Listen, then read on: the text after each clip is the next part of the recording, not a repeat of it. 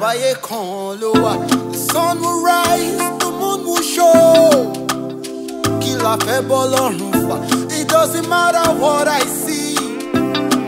I will rise and chase my dream. Irú Ọlọ́run ni kò sí. At the end is victory. That's why I say one day the story will change. Good things will come your way. Ìgbà yìí ò lọ bí òréré. Ayé yìí bí Okoto. One day the story will change. Oh, good things will come your way. Ìgbà yìí ò lọ bí òréré. Ayé yìí bí Okoto.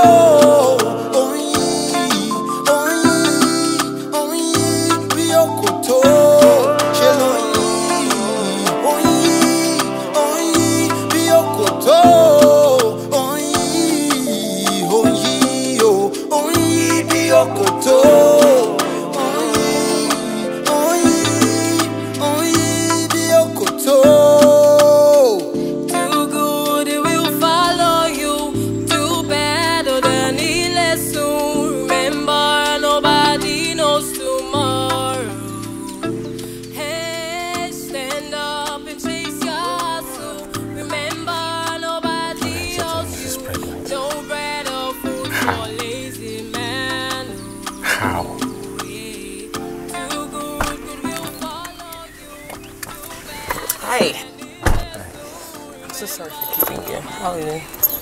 What are we going to do about it? Hello, you mean talk about what? Oh, look, my Lord, me here. Kí la máa ṣe sóyún yìí?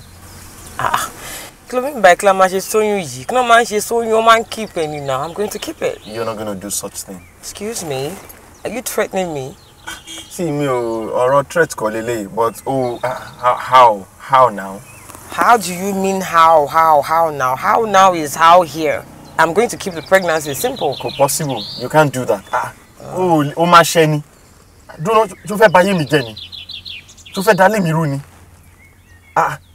Irú kí ló ń ṣe ina, kí ló ń ṣe lé fún. Okay, so ṣé èmi fẹ́ báyé ẹ jẹ́ ni? Ṣé èmi fẹ́ dalé ẹ rú ni? But wọ́n fẹ́ báyé tèmi jẹ́. Kí mi lọ ṣẹ́yún sin kí n lọ kú síbẹ̀. Níbi pé àbá tí ọ̀nà máa gbo ibi níbẹ̀ máa jẹ́ tí mo report hospital ni tó máa gba gbogbo destiny mi jẹ́. See, o lè kú destiny kankan ò lè bàjẹ́. There are competent doctors. Tó máa ṣe tí ò ní sí wàhálà kankan. Says a professional doctor. Have you ever done a CS before? Talk less of abortion. It's not going to work. I'm going to keep the baby and that's exactly what I'm going to do. Oh, tó bẹ́ẹ̀, o máa ṣẹ́ ni. Ẹsẹ̀. O máa ó dà ipò fọ́ ni. O rò pé ẹsẹ̀.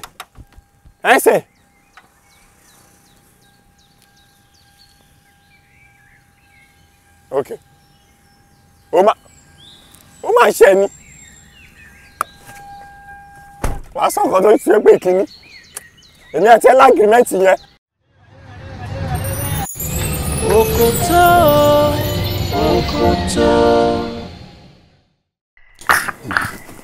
Hey, ó máa dẹ̀ wá ga gan-an. Ṣé mo pé ẹ̀yin méjèèjì ní ọjọ́ tí wọ́n pín ìtìjú ẹ̀sìn lé? Lójú ti débi pé wá sọra yín di sọra yín di sòndókò tẹ́ ń dàgbòrò láàmú ẹ̀ ń dàdúgbò láàmú. Kí ló dé? Kí ló ṣẹlẹ̀? Ìjà ṣá lójoojúmọ́ wọn fi ṣe yín ni. Alájà òun náà ló fà ó náà ló fà. Mo ní òun nífẹ̀ẹ́ sí iṣẹ́ burúkú tí ń ṣe. Iṣẹ́ tó jẹ́ pé mo mọ bó ṣe lọ. Iṣẹ́ tó jẹ́ pé irú wa ògiri wa ẹni tó tóyàn àti ètè òtóyàn gbogbo wọn pátá ní ọmọ wa wọ́n jọ máa ṣe rìndìnrìndìn wọ́n jọ máa ṣe rìndìnrìndìn òfò. Tinubu bí mi ń gbà ní wọ́n wà nínú ilé wọn àjókòó mi. Ìgbà mi wọ́n máa yọjú wọn máa ṣe ibi ẹni títí torí rẹ̀ ti dàrú. Alájàṣe gbọ́rọ̀ burúkú lẹ́nu ẹyẹ. Iṣẹ́ gidi wo gan ló ní tó ti bá mi wá? Àní ẹ̀yin méjèèjì. Ṣé gbọ́rọ̀ rẹ̀? Ṣé mi lẹ́yẹ? Alájàṣe gbọ́rọ̀. Ẹ̀yin méjèèjì ò ní tìjú ẹ̀ẹ́dẹ̀ ní respect. Ẹ máa ní respect ni mi ò ní jókòó síwájú yín báyìí kí n máa bá yín parí ìjà kẹ́tọ́ wọn máa dégé èébú síra yín níwájú mi. Ìwọ tí wọ́n jẹ́ bá lélẹ̀ tó ń wúwa bí aròbó. Akim ó disappoint mi o. Ó disappoint mi gan o. Dúró ná. irú ìwà wo ló fẹ́ fi lé Démọ́lá lọ́wọ́ jàre? Ṣé ó dákọ́ ọmọ yẹn kó lọ sí school kó wá délé kó jẹ́ pé ìjà ṣáá ẹ ṣàfẹ́ máa yẹ ọmọ ọlọ́mọ jẹ́ sí mi lọ́rùn? Irú ìwà wo ló expect ọmọ yẹn máa wù tó bá rí ẹ ńgbà tí wà tí yẹ ẹ tẹ bá ń jà láàárọ̀ lọ́sàn-án lálẹ́? Ìwọ iná dẹ̀ ni Akimu tó rẹ́jọ́ ń jẹ́ téèyàn kéèyàn máa mọ̀ dá. Ìwọ yìí náà ni ìwọ ló máa lọ fámíà bí orí tó gbáǹgì ìjọ méjì mẹ́ta ò ní wálé wá sùn tó bá dẹ̀ máa dé nìyẹn wà á ti yó kẹ́rì. Ṣẹ́rù wà tó fẹ́ kí Démọ́lá bá lọ́wọ́ ẹ̀ nìyẹn? Dá mi lóhùn Akimu. Ẹ ṣé o, ẹ ṣé alájà, ẹ bá mi bí. Ẹ jẹ́ gbé gbogbo ẹnu ẹ sọ̀hún. Ìyàwó tí ń bá ọlọ́mọ rí ẹsẹ̀ lẹ. Ṣé bí ìyàwó gidi ṣe ń wùwà níwọ náà ṣe ń wùwà yẹn ìyá Démọ́lá? Ní ìwọ tó jẹ́ pé ó yẹ kó rọra dúró sí kọ́nà kan nínú yàrá ẹ kó gbójú sókè kó bọ́lọ́hún sọ̀rọ̀ wípé ẹlẹ́dàá mi o kó bá mi fọwọ́ tọ́ ọkọ mi lọ́kọ̀ ọlọ́mọbẹ fọwọ́ tọ́ lọ́kọ̀ kí wọ́n eléyìí padà ẹ̀jẹ̀ wá gbà pẹ̀tì ẹ wá jọ ń búra yín àwọn aládùúgbò wa sọ yín di fọ́tò wọn wá ń wòran. ilé ọ̀sàdùà alájà ẹ mọ̀ Iniesta lórúkọ rẹ̀ ẹ mọ̀ tẹ bá ń wo bọ́ Iniesta ó ṣépè ju eléyìí òun àtògùn jì mí jọ ṣe mí wọ́n jọ ń ṣèpàdé lórí ta ni. ẹ wò alájà gbogbo ẹ kúkú pátápátá ni mò ń ṣe máa jí lóru láago méjì láago mẹ́ta láago mẹ́rin ni máa fi ṣàdúrà títí lórí ọmọkùnrin yìí pé kọ́lọ́n bá mi yí lọ́kàn padà kò sí ṣọ́ọ̀ṣì tí mi ti dé. well kò sí nǹkan tẹ́mi fẹ́ sọ ṣeré kí ló ṣe é tó ń sin bí ejò anyway kò tiẹ̀ jọ mí lójú nǹkan tẹ́mi kàn fẹ́ sọ fún yín ni pé ṣé mọ̀ wípé kò kí ń jẹ́ ti bàbá tọmọ kó má làálàá níbi tí mo bọ́rọ̀ yín dé yìí kí n máa bá yín sọ̀rọ̀ kí lè ṣe máa sin bí asin kí yẹn máa tú bí ejò yẹn bóyá kí kálukú wa kó máa lọ́nu ẹ̀ tẹ́ bá ti mọ̀ pẹ́ ní gbọ́rọ̀ sí mi lẹ́nu. alájẹ má bínú. Kí ló dé ṣé wọ́n ń so ẹran mẹ́ran kíkọ́ ọkàn pa ni àbí mo ti jẹ̀bi bí mo ṣe rí yín ládùúgbò tí mo rí pé young couple tó jẹ́ pé tí wọ́n bá rí good direction orí wọn á pé wá nìyí tí mo dẹ̀ mú yín mọ́ra wípé kí gbogbo eléyìí máa ṣẹlẹ̀ ṣé mo ti jẹ̀bi ni ṣé mo jẹ̀bi ni. alájẹ má bínú ẹ má bínú alájà. kò sí jà mọ́. kò sí jà mọ́ nígbà tí a bá tún jà kálukú ajórúkọ bàbá ẹ. ẹ má bínú alájà kò síbi tẹ́ àǹtí mi ní o alájà yẹn lókè mi lẹ́yìn ọmọ yẹn náà ló pọ̀ mú lérò tèmi o eléyìí ni máa sọ ara rẹ̀ ló máa fà kí. ńgbà tó wá fẹ́ pin mí lẹ́mìí ńkọ́. alájà yẹn má bínú kò sí jà mọ́ ìjà. òun náà nìyẹn a máa parí ìjà ìyàwó ẹ̀ á dákẹ́ bí ọmọ tó kọ́ ń lere ìwà náà ní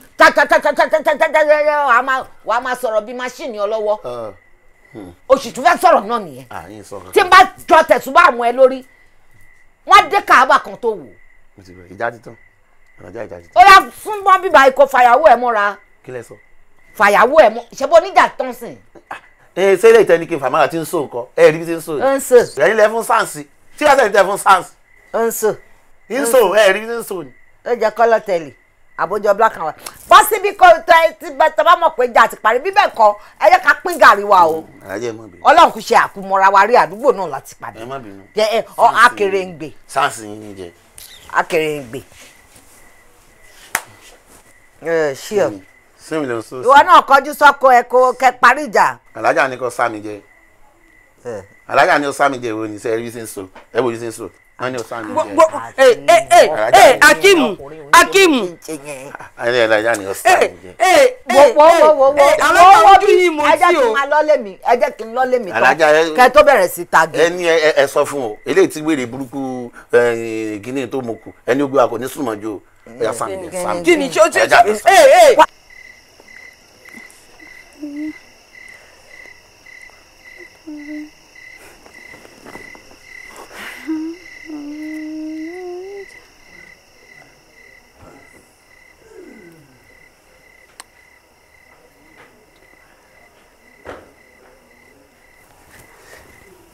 Good evening, Miss Esther. Esther. Esther. What is that? Uh-uh. What's up? Let's just say I have a new toy. Oh, really? Mm-hmm. What's that? So what's our or kan tó bá mi sọ of recent? Èwo nínú àwọn ọ̀rọ̀ tó jọ sọ because ó mọ̀ ká máa sọ̀rọ̀ dáadáa. Yes, I'm sọ̀rọ̀ dáadáa. Èyí tó fún mi advice pé kí n start small. Oh, yeah. Mm-hmm. So I just got myself a camera. This is nice. Yeah. Wow. I'm so proud of you. You want to buy now to take camera omo. Wale ma omo, mama she boss lórí títí ẹ o ní láti ma rent and all of those things. No more renting of camera for my own gig. See, this is so nice. I'm so proud of you. Thank you. And now that you have a camera, we can be I'll actually come and be waiting for you. You're not down. You alone, you. But you be paying me like 500k per shot. But I'm dupe low no, because like, if not for you, I'll probably still be living in fantasy. You can like to say thank you too much. Thank you. Let's leave all the salmon. Leave all the salmon. So you model for me, Abi? For real? Another style. Wait till this. Am I looking sexy? Modella. Oh, model. Man, why me now? Is it coming out now? Esther Campbell. Oludun báyìí. What's all this? Say you go fake camera because more flashlight. Oh, on the flash. That means you will sleep there. You will record when you can record. Oh, record? Yes, K. Are you whining me? Whining face No, too. Stop now. I'm making back camera. It was really good though. It was good. Let me see. I'm fine. We'll try. Okoto.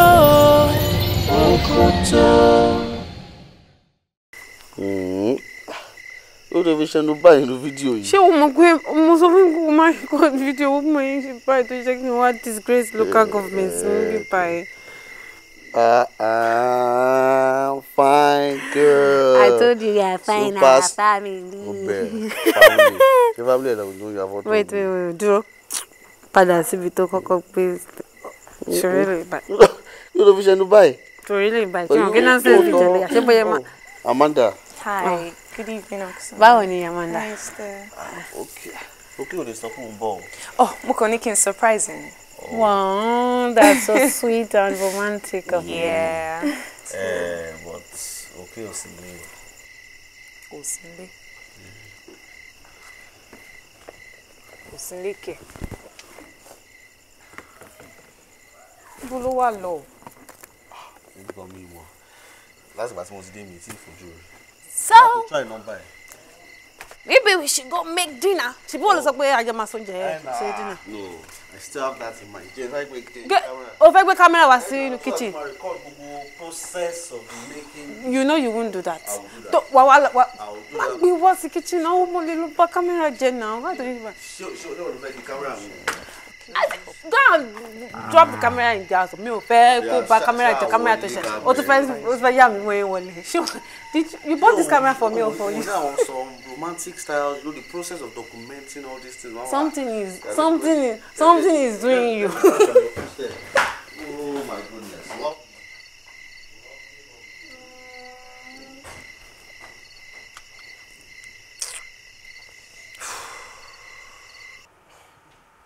Kí ló ń ṣe àwọn people yìí náà pẹ̀lú àwọn kìíní tó máa ń ṣe. My love. Hi. My love. You brought something to munch on. Wow. Yeah. Very thoughtful of you. Have that. Thank you. So báwo lára mom sí o tiẹ̀ fún mi ní any updates? Oh, I'm so sorry. You escaped mind meaning. She's recovering very fast. Ọpẹ́lọpẹ́ lára mi, really. Ọlọ́run ló lọ́pẹ́ lọ́dọ̀. Ṣé owó yẹn ṣá wà manageable? Manageable care. It was more than sufficient. Oh, good. Look, I'm really grateful for everything you do for me. Really. You're welcome. I just wish I could take care of you and spoil you. But I promise you, once I get this job, I'm really gonna spoil you. Sure, believe me. Ni. Mo believe it. See, all of that is not necessary. All I need from you is to keep making me happy. And I promise you that I will always, always make you happy. Good. Now drop this. Okay. Now come here. You're a Give very me some naughty sugar. boy.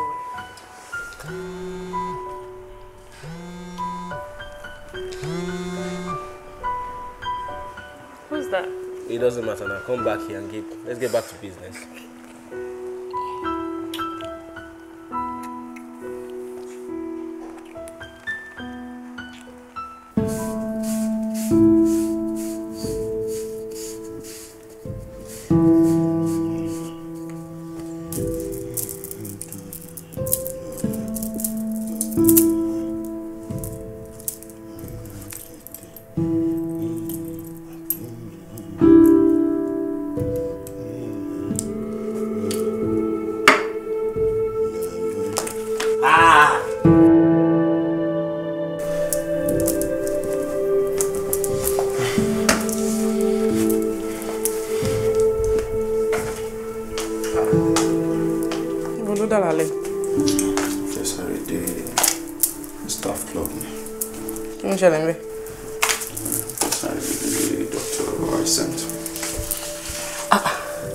Ṣé lónìí ni? Dé tó bẹ̀rẹ̀ pẹ̀lú àwọn question and answer tó máa ń le gidi gan báyìí. Okay, fine, it's okay. Kò sí wàhálà, ó wá síbi iṣẹ́. Kódà èmi àti ẹ̀ ríra kó tó di pé mo kúrò wá sí ilé. But something else came up, and we actually need to see and talk. So, pẹ̀lú lórí phone now. Call him. Put a call through. I don't want to do that.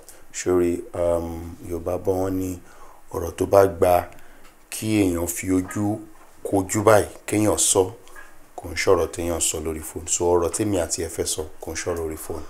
We have to see and talk about it. Okay, but can't you wait till tomorrow? No, we can't. O lè dúró dọ̀la. Tó bá dúró dọ̀la tí nǹkan bá yí ju bá ṣe rò lọ́nkọ́. So we have to sort it first. Okay. Yeah. But ṣé o feel pé ilẹ̀ ti ṣú ẹni abiri ò kí ń rìnrìn náà.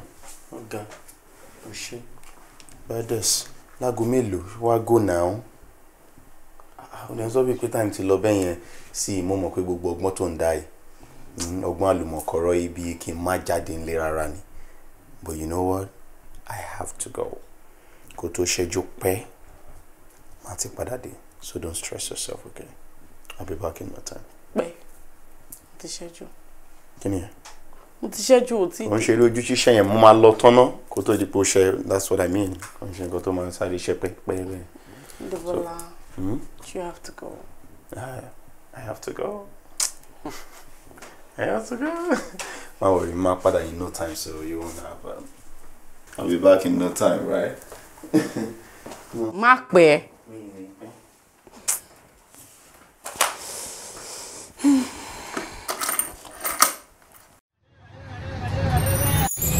Okoto, Okoto.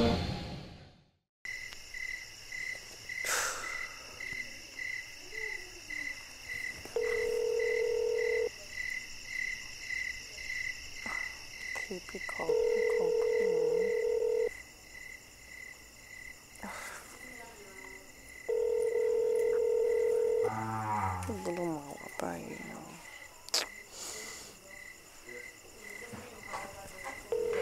Mama rojọ́, wọ́n ló fẹ́ wá help mi nínú kitchen.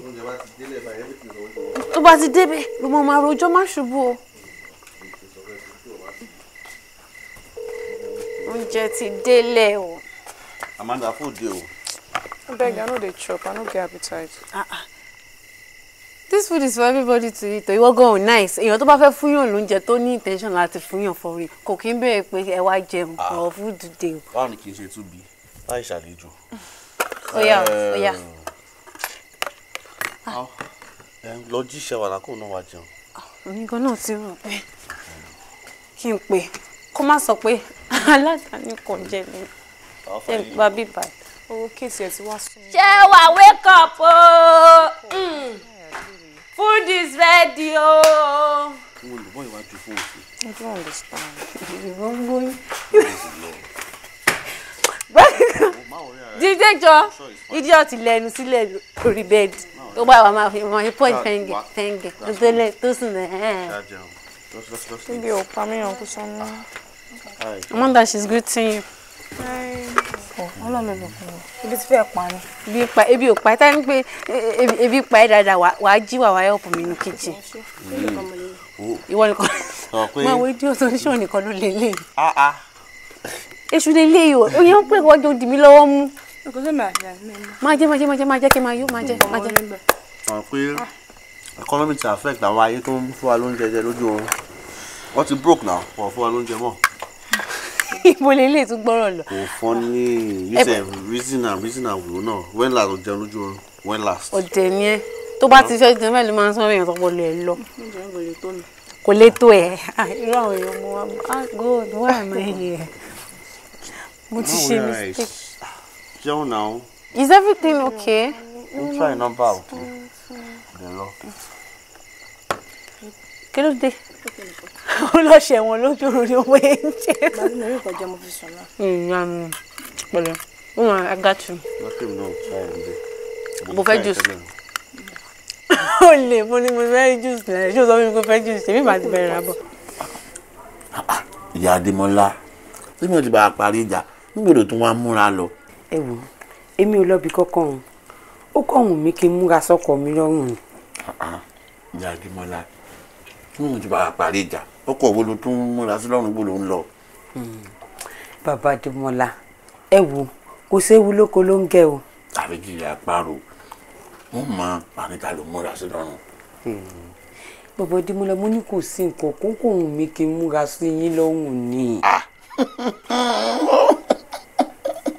You see, ẹ̀rí àwẹ̀rẹ̀ ayé mi lóde mọ́ mọ́ sára fún gbà tó ti jẹ́ pé oúnjẹ tí ó yẹ ní àárọ̀ tá à ti ń gbé wá lálẹ́ tá à ti ń jẹ búrẹ́dì àtẹ̀wà sùn lálẹ́ tẹ̀tí tó wá jẹ́ pé ètò tó wá mówó lápò ara yín tẹ̀tò ra búrẹ́dì àtẹ̀wà ẹran tún ní ara fún mi.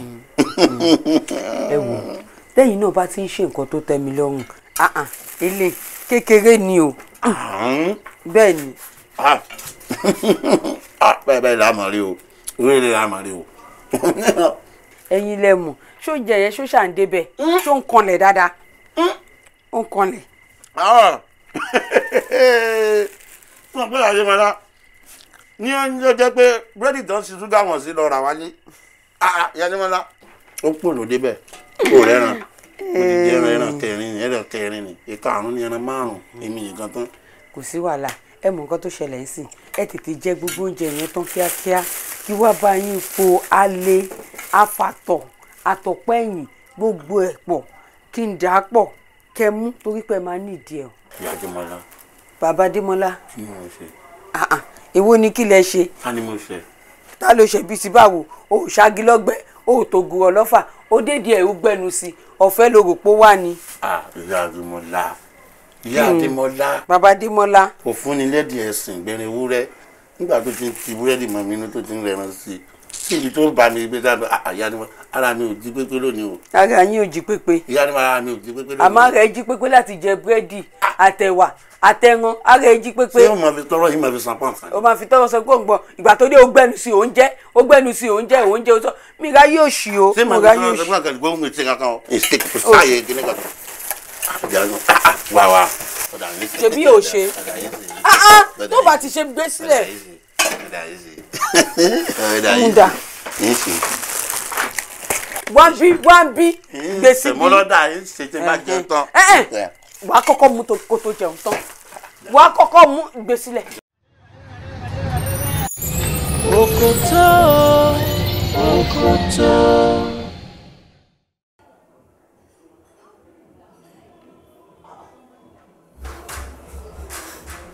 Yeah! Ducky.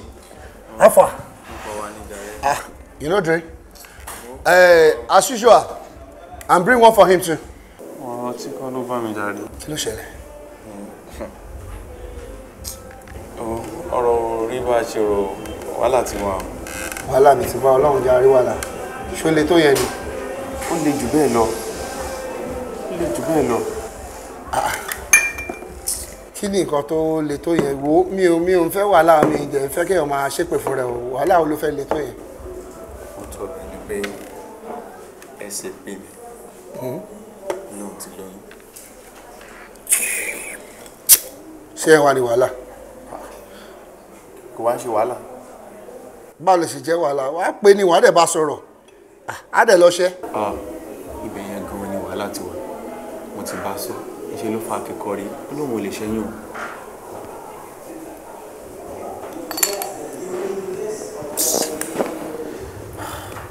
wàhálà nìyẹn lóòótọ́. Wàhálà gidi ni ó fa akẹ́kọ̀ọ́ rí gidi ni.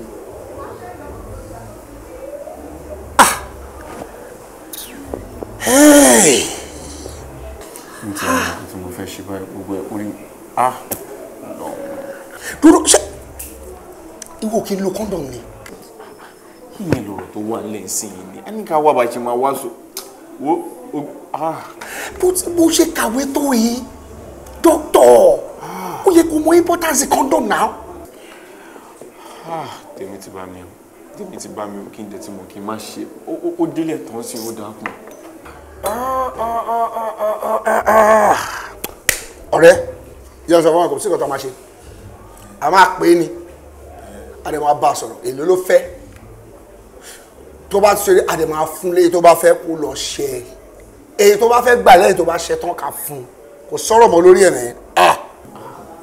Ṣé ìyẹn jẹ́ tó máa gbọ́ràn ọmọ yẹn ya wèrè ju ogun tó ń sọ yìí lọ. ọ̀rọ̀ tí owó ò bá lè ṣẹ́tù ilẹ̀ ló ń gbé fáínálì gbàgbé kò sí mú kinní ẹ kò sí gbé kinní kò sọ̀rọ̀ tó wò ní ṣẹ́tù gbàgbé ẹ̀ tí ò bá dẹ̀ ṣe wo wàhálà ẹni yẹn mẹ́. ó dà wàhálà tiẹ̀ ó dà mo ti gbọ́ ó yé mi ó máa ṣe. Babe. all right, you go first. But ṣé mọ̀ pé o ò ní respect kankan fún mi ṣá. How do you mean? Every corner nu lé mi ló kàn ká mi mọ́. Kí ni ṣé o fẹ́ sọ pé o like it? Of course I like it. It's unconventional. Oh, what do you expect? I'm not your regular guy. Oh máa ń fi lára ẹ̀ kẹ́. I'm serious.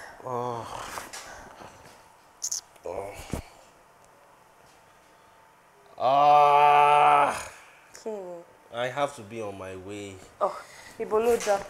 Àbúrò mi ló ṣe text me. Ó dẹ̀ lóhùn tí wà lọ́dọ̀ mi for a while now. Hope all is well. When I get there, I'll find out. Tí mo ti rò pé ó máa wà lọ́dọ̀ mi lálẹ́ yìí. You're just an Oliver Twist. Call me whatever. Ó mọ nǹkan tí màá ṣe. Jẹ́ get keys mi kí n drop it. Irọ́ o, rárá o. Ìwọ nìkan á máa dá padà wá. No. I'm considerate as a gentleman that I am. Ó máa ṣe bí perfect gentleman. Don't worry. I'll see you around, yeah? All right.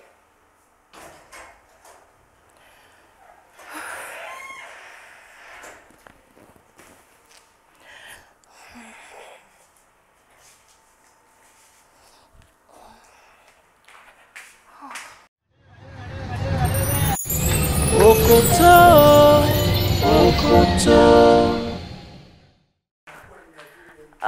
Mama Binu, how is it going? Oh, really? Spill it already. Okay.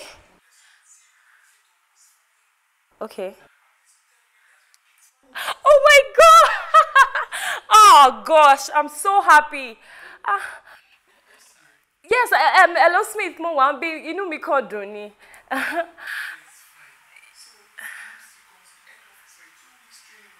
Okay, sure. Okay. Smith, mọ nǹkan ó ṣe gan ni mo máa pè é sìn mo máa jẹ́ kó mọ̀. Thank you very much, Smith. I owe you one. Ó ṣe gan ni Smith ṣùgbọ́n. Take care, bye. Okay. Let me call him. Pick up your call now. Why is he not picking up? Ṣé bó ṣe kúrò ń bí ń sìn ni?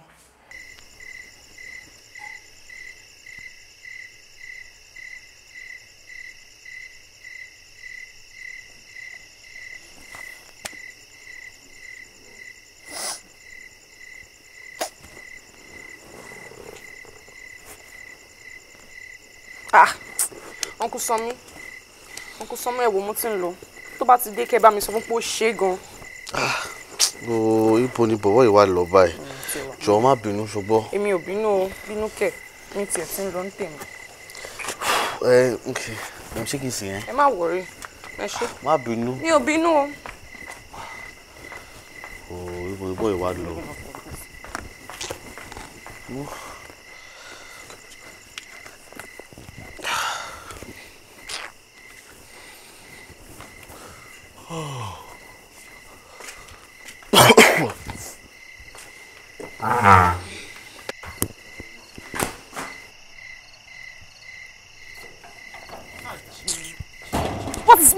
What is it? I've been calling you. What is the meaning of all this? What have I even done to deserve this? I didn't know you were coming now. I'm in a piano. So I'm getting a letter. Come piano logo kwaya. I know you're angry. I went to see a match. I didn't know my phone was on. He got in home match. Match bageba. Shema omo okay kini. Imetsumaka. Opani win now. I begged you. Happen because don't know. It won't happen again. If every time you make a mad we eh? I'm you will get the knuckle. You know I love you. Do you know?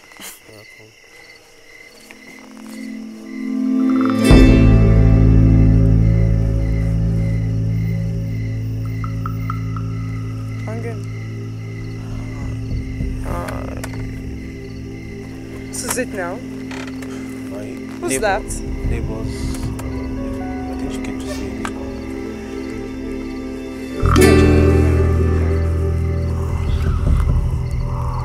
Wono kuna.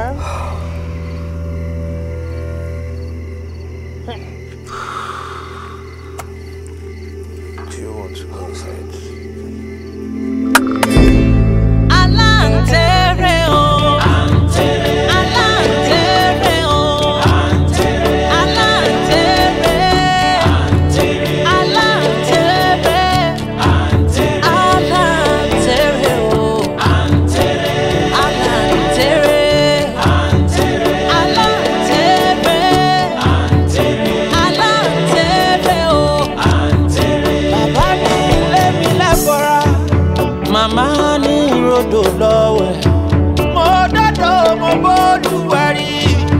Ọ̀kan ní tí ọ̀kan yàrá ọ̀kan tó kù ṣe ti gbọ̀n mo ní ọ̀kan ní tí ọ̀kan yàrá ọ̀kan tó kù ṣe ti gbọ̀n bẹ́ẹ̀ bàbá mi délé ẹ kí bàbá mi fún mi ẹ kí màmá mi fún mi ẹ kó dojú ọ̀la o ká tó fi pàdé ṣọmọ.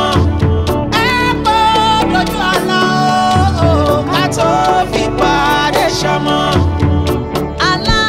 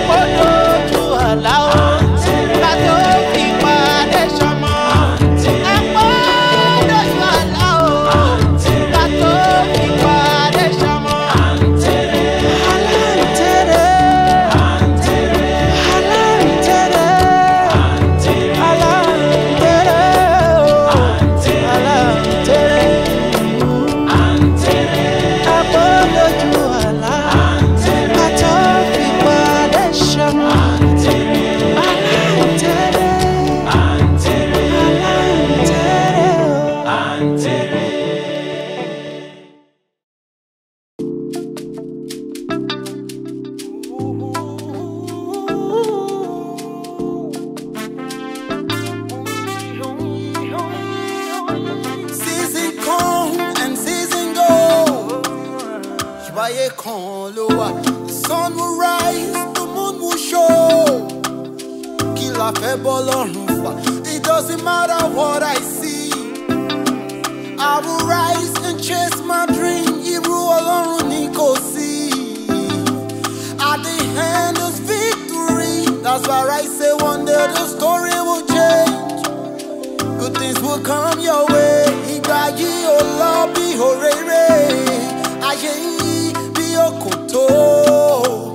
One day the story will change. Oh, good things will come your way. Ìgbà yìí ò lọ bí òréré. Ayé yìí bí Okoto.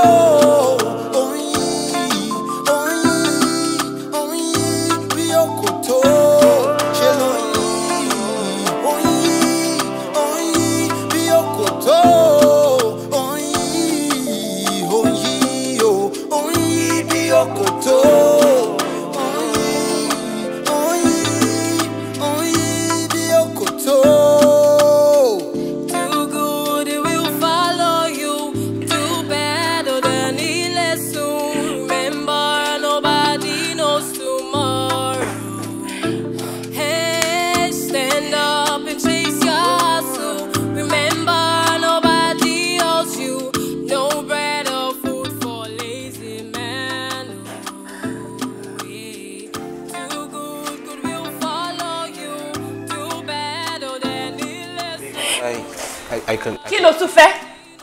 Oh, you're here to continue from where you stopped, Abi? Oh, yes, I understand. O fẹ́ explain fún mi pé iṣẹ́ èṣù ni, Abi? Abi o mọ̀ọ́mọ̀. You know, I'm so stupid that I stood so low sí level ìwọ kíní burúkú ìkejì ajá yìí. But it's not your fault. Ṣọmọ, mo máa feel pé bóyá àwọn àgbàlagbà ni ó wà reliable pé kí n tiẹ̀ give ọmọdé bíi ti ẹni trial. Èmi ṣe wàhálà pé káyé tiẹ̀ lè dá. Mo wá yọ ayọ̀ iṣẹ́ tí mo rí fún ẹ. And this is what I get. Kissing the person you called your sister. No, it's fine. Don't say anything. I don't want to hear anything from you, Oshe. No. I can explain. Tó bá ti ṣe tán, bá mi tilẹ̀kùn mi. Baby, you know I love you so much. Àní kò fi mí sílẹ̀. Ìwọ idiot burúkú yìí. Ah, okay. Bagoshin apant you. Fuck. Okoto, Okoto. You know, I'm so stupid that I stood so low sí level ìwọ kíní burúkú ìkejì ajá yìí. But it's not your fault. Ṣọmọ, mo máa feel pé bóyá àwọn àgbàlagbà ni ó wà reliable pé kí n tẹ̀ kí. Okay, Chuku, you are a failure. Shut up! Shut up!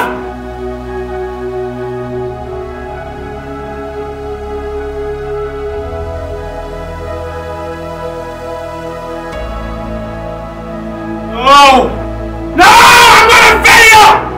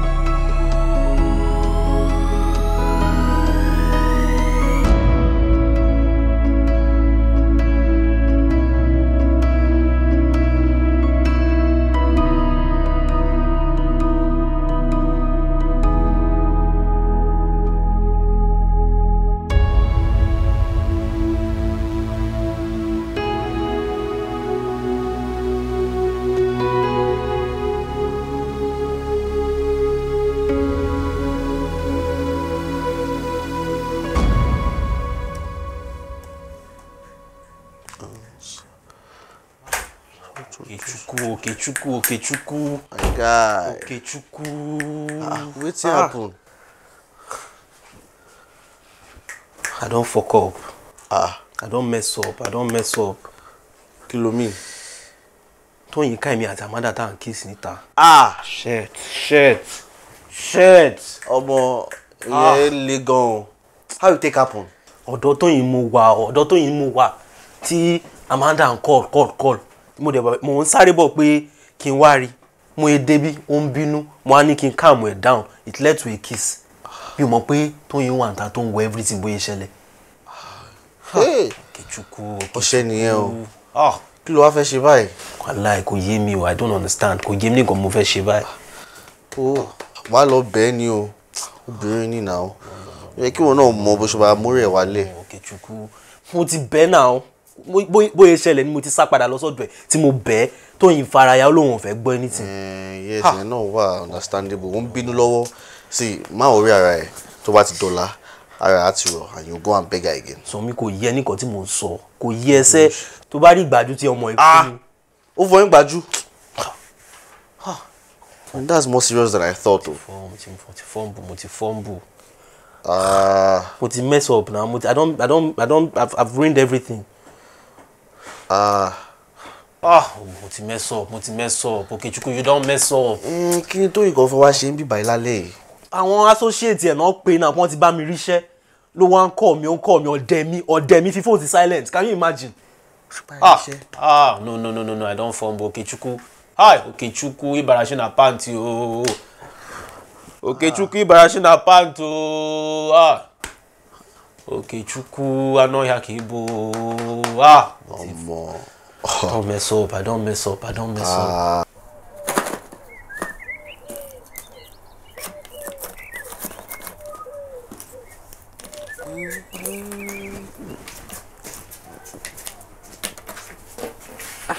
Ọkọ mi. Mo ṣe tán. Ó ti yá. Ẹ̀yà. Gbà. Owó oúnjẹ nìyẹn o. Tó bá dẹ̀ wọ̀n kó na tọ́kọ tó dé school. Wò wàá mọ̀ ebi á pa orí ẹ̀. Màámi. Ẹ fẹ́ máa embarrass mi. Èmi ò máa ń ṣe ọmọ kékeré mọ́. Àìmí mọ́ bí mo ṣe máa manage ara mi o. Ó ń ṣe ọmọ kékeré mọ́. Ṣé ń gbọ́rọ̀?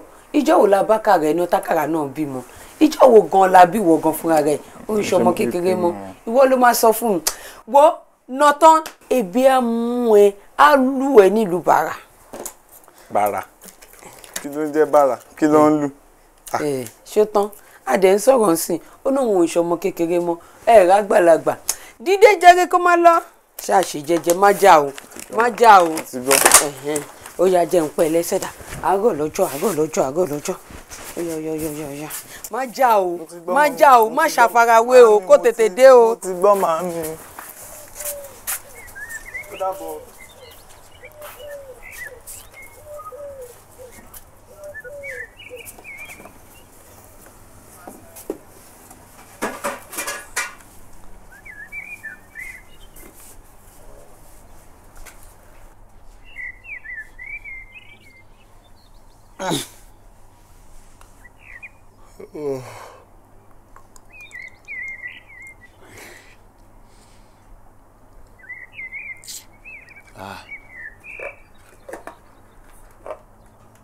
Baby, Elena,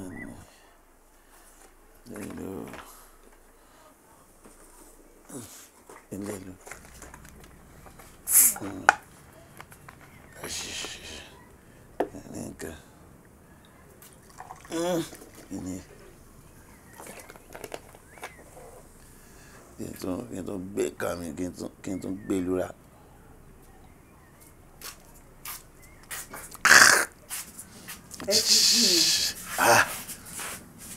Ọ̀gá mo ti jí. Ọkọ mi olówó orí mi ó ṣe àná ó ṣe mú mi àná. Àìdúpẹ́ rẹ ni kò tọ́pẹ́ mélòó ẹ̀ àwáyé mọ̀ sí règùn ni àmọ́ àwọn èèyàn tá a máa ṣe lò kì í ṣe lóore eléyìí tí mo ṣe wọ́n tó ń dúpẹ́ yìí o tí wọ́n mọ̀ pé ó lè sọ́ di nǹkan mi àmọ́ àwọn mélòó làwọn máa sọ wò ó Ìwọ ló ní mí èmi mo ní ọ. Ilé mọ̀. Ẹ ṣe wà nù. Àmọ́ ńgbà tí o ti wá mọ̀ pé dáhùn.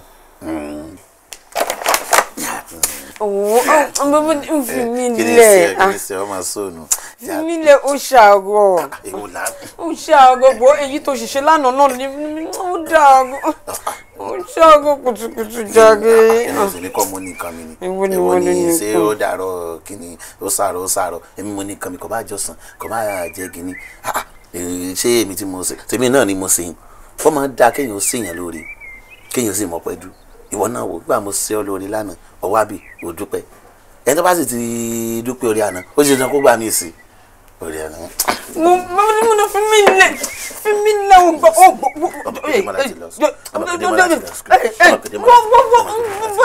Èmi ò ṣàfẹ́ báyìí èmi ò. Okoto, Okoto.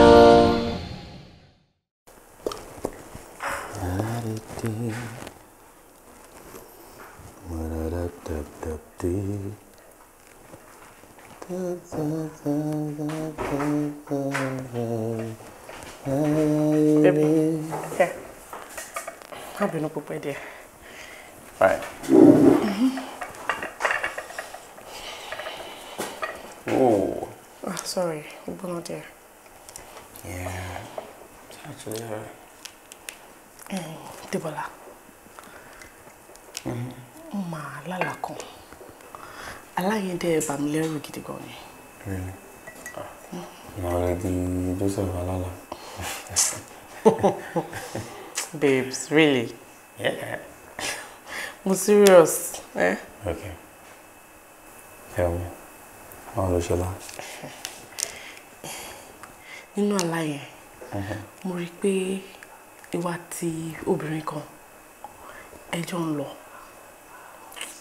Mi ìrójú obìnrin yẹn ṣá, mi ìrójú ẹ rárá. So, ẹ ṣáàjọ ń lọ. Ẹ̀kọ́ náà, obìnrin ó kàn tiẹ̀ sí kòtò ni.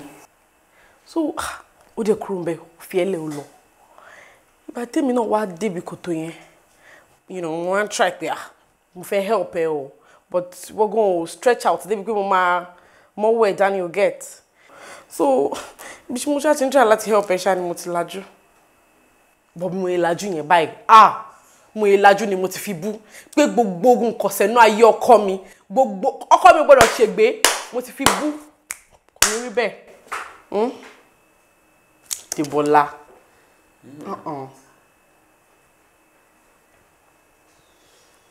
Like you said, Alago. You can shala lásán. It was very clear, like I felt it.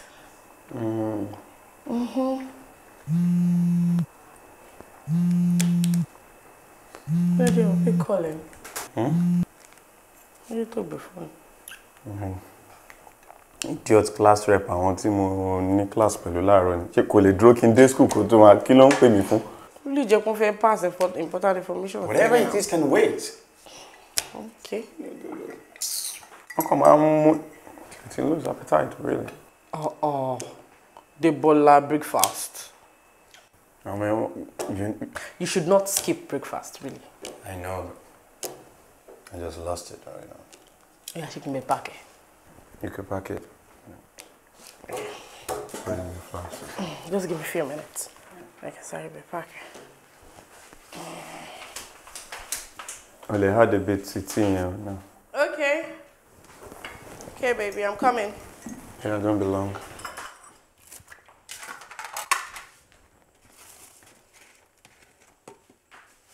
Muni, chauffeur qui fait. Debola. Debola. You see, life is too short. And so we need to make the best use of our lives. I know some of you are thinking that I am too harsh. But you know what? Life itself is harsh. And so we need to make the best use of our lives. Kedemawo, Tinyino ni mo ṣe. Because I was once like you, seated in classrooms and dressed like. Dami, sir, is there anything you want to share with us? No, sir. So, Nothing, sir. what were you telling Lade? I'm not talking. Lade, that is What were you telling Lade? Nothing, sir. Get up! I was talking to you about your life. Eh? And you were there sitting and whispering to Lade, Lade, get up. Did I whisper anything?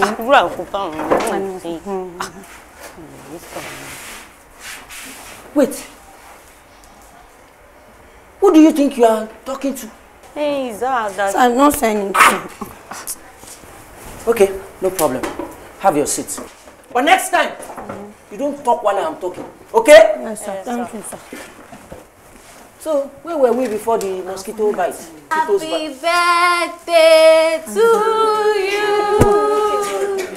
Happy birthday to you. Happy birthday to you, Lade. Happy birthday to you. Happy birthday, Omolade. I wish you long life and good health and prosperity. You have been a wonderful kid, and I want you to continue to be a good girl.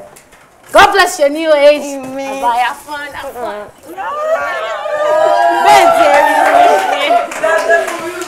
Thank you for allowing me to stop your class. Sorry. No problem. Oh, I'll be good.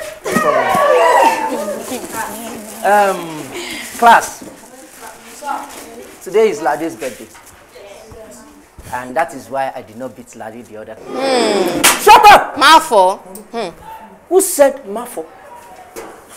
Who said Mafo?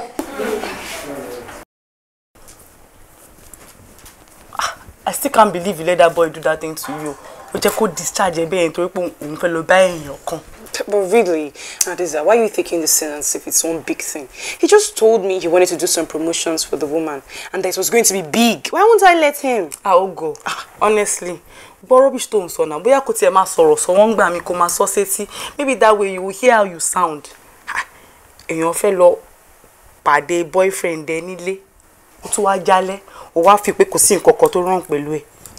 Wálé àjọ Joe ní bá wa dá sọ̀rọ̀ yìí. Tẹ́wọ̀n bá mi ṣe yín láàárọ̀ yìí. Ẹ pé mò ń jẹun ata lọ́wọ́. Àwọn boyfriend gbèrè dìde ní tẹ́ máa ń fẹ́ kiri yẹn tẹ́ máa fi máa disturb life yẹn. Àwọn kùtùkùtù ní ti mo tètè kúrò nítorí this class. Ẹ ti ẹ̀ ṣàánú mi pé mo tún wá gbé yín. Adiza, please, can we just change this topic? Nǹkan ṣe yín. Pàṣẹ àjẹ́ ń parí make up ẹ̀.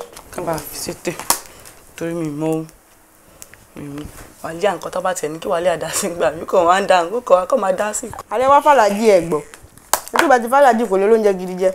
Ẹ continue Indomie náà lè máa last time ṣáì. Ẹ pẹ̀lẹ́. Why do you hate Oke so much? What has it done to you? Hate. Hate is a strong word. I don't hate Oke. Mi kò gbà tiẹ̀ ni. Simple. Sometimes I really think about that and I'm like, Lalo. Ṣé máa jẹun tán kó já lọ. Ẹ gbà o, ẹ má kánjú, ẹ má fast mi lẹ́rọ̀ máa ra dìde. Ẹ bá sọ pé ẹ ṣe tẹ́ ẹ ti ṣe tán nìyẹn. Let's go abeg. Àwọn bá mi ṣe. Ó yá wẹ̀yọ̀ sọ́nà. Olúwa. Okoto, Okoto.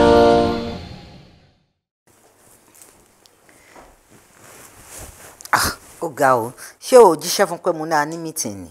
Mo lè jíṣẹ́ fún òun pọ̀. Kò yẹ kó pẹ́ kó tó dé rí ìsìn. Dèrò àdáni dúró do ní gbèsè owó wa lélẹ́yìí. Ṣé bá ṣe máa wò ní tí gbogbo ọjọ́ fi máa lọ? Ó ga o. Ẹ káàsán, ẹ má bínú. Ẹ pẹ̀lẹ́ o bùrọ̀dá àgbà. Kò yẹ kẹ́ má dá wa dúró bẹ́ẹ̀ yẹn. Nígbà tó tiẹ̀ jẹ́ pé ẹ̀yin lọ̀gá gbogbo wa. Ẹ má bínú mà. Ara yín ni kẹ́ bẹ̀ o. Ara yín ni kẹ́ yá bẹ̀. Torí èmi ò mọ reason tó ṣe máa dá wa dúró bẹ́ẹ̀ yẹn bí ẹni pò mọ nǹkan tá fẹ́ ṣe. Mi ò dẹ̀ pèrò. Àwọn tán wà níbí báyìí wọ́n ti tó fún mi. Àjà ẹ má bínú. Wọ́n náà dẹ̀ bẹ̀ wọ́n náà. Ṣáà ti pé mo ti bẹ̀ wọ́n. Ẹ má bínú mà. Ẹ wò, ẹ jẹ́ ká continue. Ó ṣe jàre ọmọ dáadáa. So bí Dereka rice mélòó ló sọ pé ó máa tó? Alájà bí àwọn èèyàn mélòó lẹ́yìn expect tó ń bọ̀. Èmi ò pè yán, but the only thing is mo fẹ́ káwọn èèyàn jẹun kan yó kó wọn tẹra wọn lọ́rùn. Ṣẹ́rí àwọn èèyàn máa jẹun wọ́n dẹ̀ máa yó but mo need láti mọ òye àwọn tó ń bọ̀ kí n tó lè dáhùn question yẹn. Alájà tẹ́ bá fojú wo àwọn àlejò tẹ́ expect ọmọ máa tó bí mélòó. Mi ò pè yán kò yẹ kán ju bíi 30 lọ. 30. Alájì ẹ̀dẹ̀ sọ pé ẹ pè o. Ṣé mo wá pèrò nìyẹn ni? Mi ò pèrò tí n bá fẹ́ pe èèyàn tí mi sọ fáwọn ará sọ wa tí àwọn ará sọ wa bá gbọ́ pẹ́rẹ́ èrò tó máa yọ abo bíbà yìí wọn ò ní ló ń kà. Then àwọn ẹgbẹ́ mi tún wà ń bẹ̀ àwọn yẹn tiẹ̀ máa bínú wọ́n á sọ pé mi ò pẹ́gbẹ́ mi ò dẹ̀ pèrò. Interesting. Anyway, I sọ pé I might need video coverage. Ńlá wà ń bẹ̀ o. But ẹ má worry mi ní charge púpọ̀. Just a little token. Ọmọ Naija tẹ́ bá ti fẹ́ ṣáwó léèyàn lẹ máa ń sọ nǹkan tẹ́ máa sọ yẹn. Ẹ wá dá mi síwájú kẹ́ bá tẹ̀lẹ̀ tútù. Ọ̀rọ̀ ẹ ti yé mi. Alájà ẹ kí lọ mú báírà àti pépà mú. Má làágùn jìnnà gbogbo ẹ ni mo ti kó sí báyìí. Ẹ máa mí kíní gan. Ó yá gbà tíṣẹ́ ò bá pẹ́ ni à ń pẹ́ṣẹ́. Bùrẹ̀dá àgbà ẹ̀yin ò rí contributors kẹ̀kẹ́ tó máa wòsù bí ọmọ tí ìyá ẹ̀ sá lọ kílẹ̀ tó mọ́. Bẹ́ẹ̀ ṣe sọ yẹn náà ti da dèríkà. Dèríkà mélòó? Nǹkan tí ń ṣe bírọ̀dà ẹ̀ wo èèyàn 30 ṣáà. Ó yá jọ̀ọ́ náà ó dẹ̀ continue àní.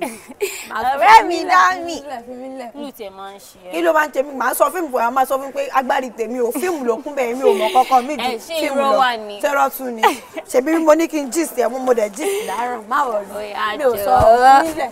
mo máa rí àmà ra nǹkan fún ẹ. ọwọ́ kan ní sọ wà fún London naira. Mo ti láìpẹ́ owó jù. Ó dẹ̀ bẹ̀rẹ̀ tún akáàtì ìyàwó alúbẹ̀ẹ̀bẹ̀ dẹ́múdẹ́mù Dèmọ́lá excuse me ọ̀rẹ́ mi.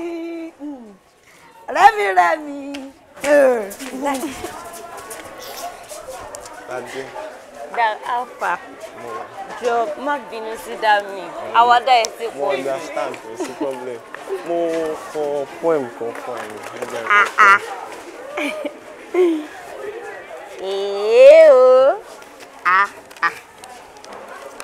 ìwọ ló kọ poem tó gùn tó yìí. Ọmọládé orí ẹni. Truly a child is a crown to one's head. You are a beautiful person, inwardly and outwardly.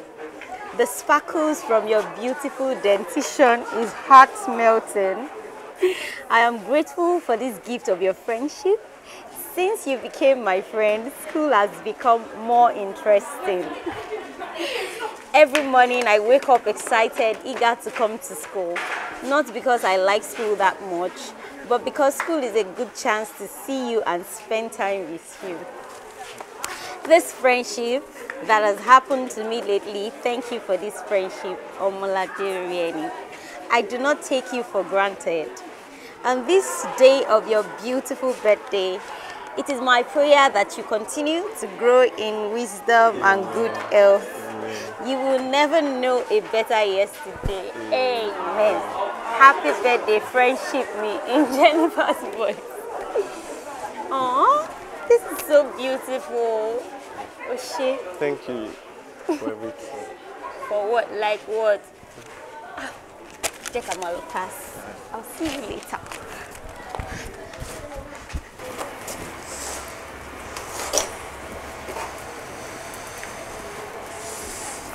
Esther. Ṣé kò sí? Ó ṣe Dr. Ola má bínú pé mo disturb ẹ. Please, mo mọ̀ bóyá olè wá mi cover up fún period tọ̀dọ̀ tèmi. As you know, today is Lade's birthday, so mo fẹ́ lọlé a fẹ́ prepare birthday surprise. That's nice. Yeah, thank you. But ó ṣe mí o. Kí ni mo ṣe? Lade is also my student. Ó yẹ kó lè carry me along now. I'm so sorry, má bínú. Akọni ká sáré. What's the problem? All right. I'll make sure pé nínú aláwí ẹ̀ máa gbà ń bẹ̀. Bẹ́ẹ̀ ti ẹ rí. Thank you, ó ṣe gan. Okay. Oh, got you. Poet. Mo make sure pé mo lọ register ẹ sí lára àwọn tó máa ń kọ poem. No, tí mo bá ti ní inspiration báyìí ni mo kàn máa scribble sí orí ìwé and it just like come like that. Kí ló máa wá fún ẹ ní inspiration?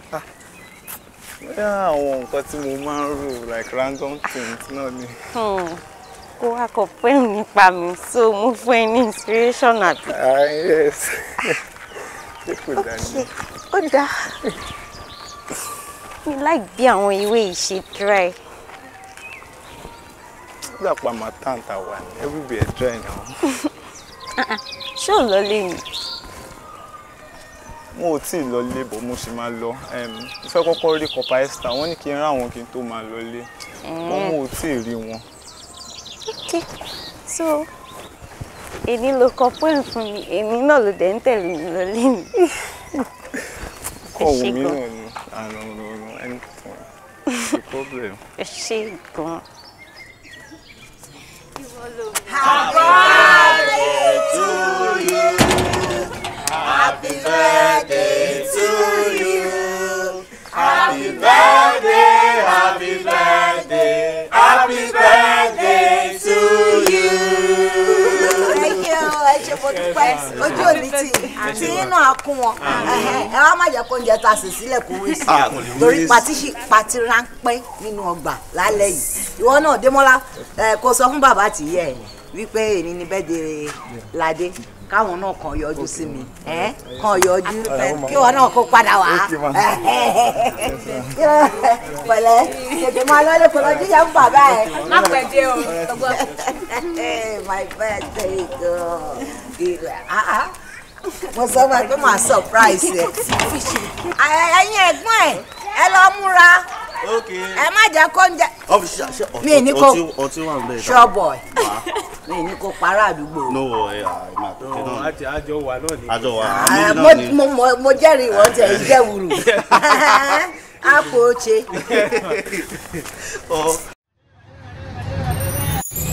Okoto, Okoto.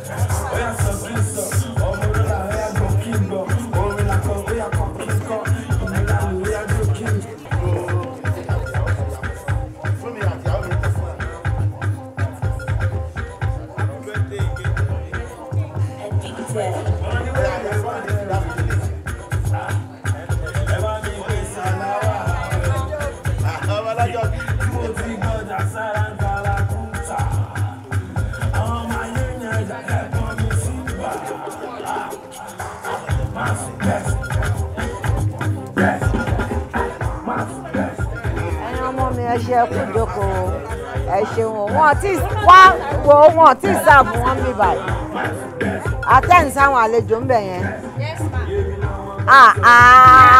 ẹ̀yin ẹ̀gbọ́n ní nǹkan èní ẹ kú náwó ẹ̀tì yín náà kún wọn o àríire bára wa ṣe o ìjẹ́wọ̀ ọkọ ni ìwọ lọ́wọ́ mi máa ń bá sọ̀rọ̀ lórí fóònù fún 30 minutes. bẹ́ẹ̀ ni ma best friend àwọn méjèèjì best friend. oúnjẹ secondary school ni wọ́n lọ ní ló ṣe irun ojú tó pọ̀ tó yìí. anyway ẹni ò ń ṣọjọ́ ọjà wọ́n ìfún yín lóúnjẹ ni ẹ ṣeun bàbá mi ẹ ṣe mo dúpẹ́ o ẹ rọra o díẹ̀díẹ̀ o ọmọ school wọ́n ṣe máa ń ṣe Akin Àkókò àkúmà. Ìyá Adémọ́lá. Aya mi Ayọ̀lá. Ṣé dáadáa ni ẹ ṣe kú dìde? Àárín rẹ̀ bára àṣejù. Ẹ̀gbọ́n àtàbúrò. Jókòó ọba ló ń jẹ. Yémi àtàlájà. Wàhálà ẹ pọ̀. Ìyá tèmi ni. Jọ ìyá mi mò ń bọ̀. Excuse me. Hello? Mo ti ń bọ̀.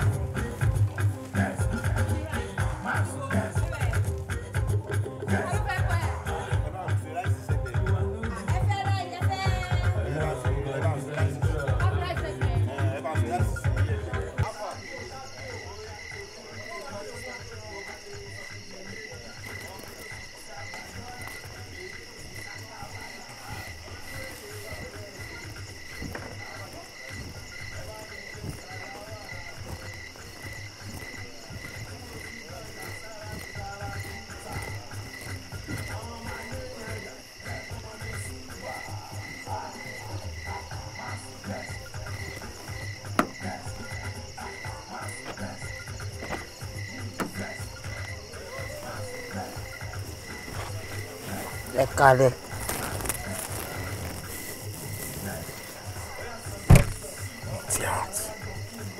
Báwo ló ṣe máa ń ṣe báyìí? Báwo ni mi ṣe ní ṣe báyìí? Mo ní báwo ni mi ṣe ní ṣe báyìí? Ṣé iṣẹ́ wà lèyí tẹ̀ ń wò yìí ni? Ọmọ yín ṣe birthday lénìí. Ẹ wo iye aago tẹ ṣẹ̀ṣẹ̀ ń bọ̀. Tí wọ́n á máa wá tán ẹ tún wá pààkì ara yín sínú mọ́tò. Ó yẹ kó mọ̀ pé mi lè wà lójúmọ́ mọ́. Àwọn èèyàn ò lè rí èmi àti ẹ papọ̀ níta. Ipò mi nínú ìjọ kó fàyè ẹ lẹ̀ àríwọ́ náà dẹ̀ mọ̀. Ó mọ̀. Ẹ wo mi ò rí sí gbogbo eléyìí ṣá. Mi ò rí sí gbogbo eléyìí o. Ok, má bínú. Ẹ fi mí sílẹ̀ jọ. Má bínú. Kí ló dé gan? Kí ni nǹkan yẹn gan pàápàá? Ṣé wọn kì í bímọ fún yàn ni mo bímọ fún yín ni? Láti ọjọ́ yìí, láti iye ọdún yìí. Ẹ wo ẹ yẹ kí mi sọ nǹkan kan fún yín o. Ìlẹ̀kẹ̀ má já sílé, má já síta. Tó bá dijọ́ kan ìlẹ̀kẹ̀ á já sẹ́niwé tó bá wùn o. Á já kùtùkùtù, á já tòǹtòun. Àtijọ́ yìí ẹ fi wá pamọ́ láti gbogbo ọdún yìí ẹ fi wá pamọ́ sí bíbá àtẹ̀mí àtọmọ. Mi ò sọ̀rọ̀. Ṣé mo complain ni? Mi complain now. Mi dẹ̀ bí pé kẹ́ mú ṣu wá, mi ní ẹ gbọ́ gẹ̀dẹ̀ wá. Mi ní pé ká wá sanwó school ọmọ mi ṣùgbọ́n èní tó jẹ́ the most important day nínú life ọmọ yẹn ẹ̀yin náà mọ̀ èní birthday ẹ̀ tún á máa wá ẹ̀ wá ń bọ̀ lóru ẹ̀ wo time tẹ̀ wá fi ń wá ẹ̀ fẹ́ gbogbo eléyìí. Mo ti out Àbíkẹ́ time tó bá ń bínú o máa ń look beautiful lọ́tọ̀ Ọlọ́run ojú ẹ̀ yàtọ̀ sí Mapino, come on. Àwọn ọ̀rọ̀ tútù tẹ máa fi mú ọmọ lẹ́nu ni. Mapino. Inú bí mi ò mi fẹ́ bẹ́ẹ̀ o. We are all okay. Come on. Mapino. Mi like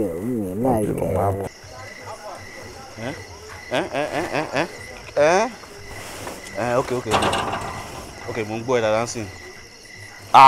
Wá o, ọ̀sẹ̀ ti fẹ́ yí wa nìyẹn o. Send text kò threaten ẹ dáadáa náà a lè mọ̀. A máa ṣe bí dọ́kítà ẹni kẹ́ ń pẹ́ padà. Ṣé pásítọ̀ yìí kọ́ ilé yìí? Ajá.